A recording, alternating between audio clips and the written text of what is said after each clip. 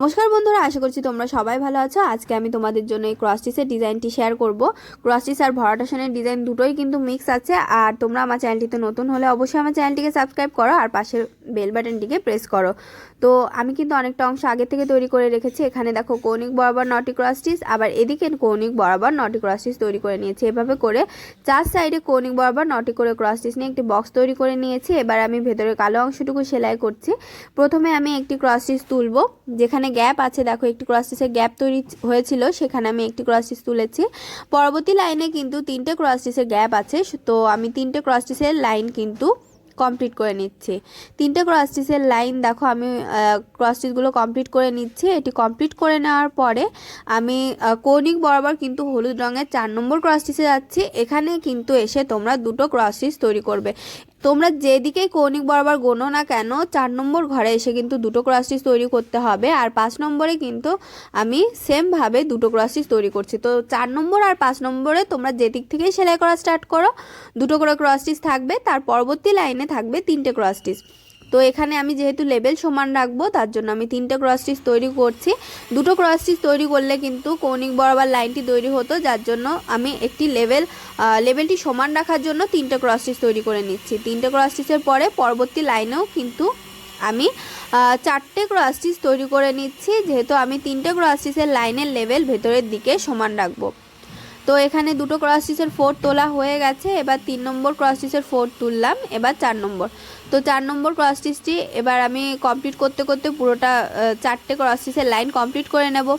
তো এখানে দুটো ক্রস স্টিচ কমপ্লিট হয়ে গেল, এবার 3 নম্বর ক্রস স্টিচ, এবার 4 নম্বর। আর এই সাইডে তো অনেকটা অংশ সেলাই করাই আছে, একটি গ্যাপ আছে, সেই গ্যাপটি আমি কমপ্লিট করে নিচ্ছি। এতে করে কিন্তু দেখো এখানে 3টে ক্রস স্টিচের লাইন, এখানে 3টে ক্রস স্টিচের লাইন, এভাবে করে 3টে এই গ্যাপগুলো কিন্তু তৈরি হয়ে গেল।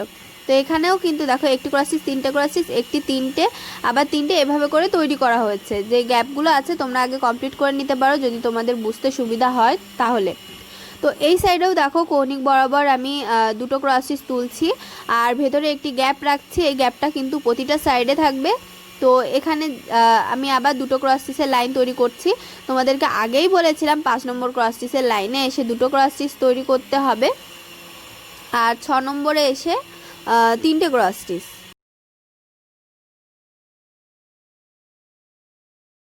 তো 3টে ক্রস স্টিচের লাইন তৈরি হয়ে গেল। এবার 4টে ক্রস স্টিচের লাইন তৈরি করব। 4টে ক্রস স্টিচের লাইন দেখো আমি তৈরি করছি। এতে করে কিন্তু যেই 3টে ক্রস স্টিচের লেভেল আমি সমান রাখছি ভেতরের সাইডে, সেটি কিন্তু কমপ্লিট হয়ে যাচ্ছে। তো 3টে ক্রস স্টিচের লেভেল কিন্তু সমান হয়ে গেল। এবার একটি ক্রস স্টিচের যেহেতু আমি একটি গ্যাপ দেখাবো, তার জন্য একটি ক্রস স্টিচ এখানে আমি তৈরি করে নিচ্ছি এই সাইডের দিকে। তো এখানেও কিন্তু দুটো ক্রস স্টিচ দেখো 2 নম্বর ক্রস স্টিচে তোমরা দুটো করেও কমপ্লিট করতে পারো। এবারে দেখো ভেতরে কৌণিক বরাবর আমি একটি লাইন তৈরি করব। দেখো এখানে একটি ক্রস স্টিচ তৈরি করা হয়ে গেল। এবার 2 নম্বর ক্রস স্টিচ, এবারে আমি 3 নম্বর ক্রস স্টিচটিও কমপ্লিট করে নেব। এটি তৈরি করার পরে আমি আবার নিচের দিকে কোণ থেকে কৌণিক বরাবর ওপরে যে আরেকটি লাইন গ্যাপ আছে কৌণিক বরাবর, সেটি কমপ্লিট করে নিচ্ছি। একটি ক্রস স্টিচ তৈরি করে নিলাম, এবার 2 নম্বর ক্রস স্টিচটিও আমি কমপ্লিট করে নিলাম। এবারে আমি ভেতরে ফুলটুকু কভার করব হলুদ রঙের উল দিয়ে। এখানে আমি কিন্তু ভরাট আসন সেলাই যেই সেলাইগুলো দেওয়া হয় সেগুলো আমি ইউজ করছি। তো মাঝে যেই ক্রস স্টিচটি থাকবে সেন্টার বরাবর, সেটি বরাবর তোমরা 3টে লাইন তৈরি করবে আর এই সাইডের দিকে দুটো লাইন তৈরি করবে। তোমরা দেখবে মাঝের ক্রস স্টিচ তোমরা যে কোনো দুটো ঘরের ক্রস স্টিচ তৈরি করলে তাতে 3টে ঘর থাকবে। তো সেই 3টে ঘর বরাবর কিন্তু আমি মাঝের লাইনটি কমপ্লিট করেছি, 3টে লাইন। তো আর এই সাইডে দেখো দুটো লাইন আমি তৈরি করছি। একটি লাইন গ্যাপ রেখে একটি লাইন তো তোমার ওই 3টে লাইনের মধ্যেই চলে যাবে, তোমরা সেলাই করার সময় বুঝতে পারবে। তো এই সাইডে আবার এই পাপড়িটিতে আমি আবার দেখো সাইডের থেকে স্টার্ট করেছি। সাইডের থেকে আমি দুটো লাইন আগে তৈরি করে নিয়েছি। এবার মাঝে সেন্টার বরাবর 3টে লাইন তৈরি করে নিচ্ছি। তো এখানে তোমরা কিন্তু দুটো ক্রস স্টিচ একটি ক্রস স্টিচ যখন তৈরি করবে তখন খেয়াল করবে যে 3টে ঘর পরে দুটো ঘরের ক্রস স্টিচে কিন্তু মানে গ্যাপ যেগুলো থাকে সেগুলো 3টে হবে।